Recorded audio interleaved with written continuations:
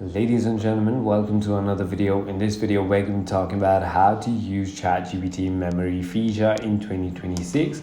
So first, let's understand what it is. ChatGPT's memory feature automatically retains your preferences and details across all conversations to deliver personalized responses. The AI continuously synthesizes the context as you chat, eliminating the need to re-explain in your background, preferred tone, or even constraints in the new thread.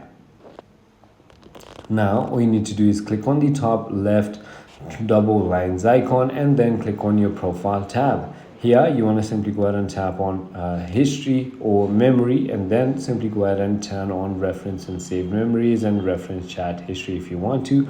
On saved memories, you can update a lot of different things. Right over here you can enter your name, your occupation, and more about you if you want to. I hope this video clarifies everything for you. If you have further more queries, feel free to comment down below, and I'll see you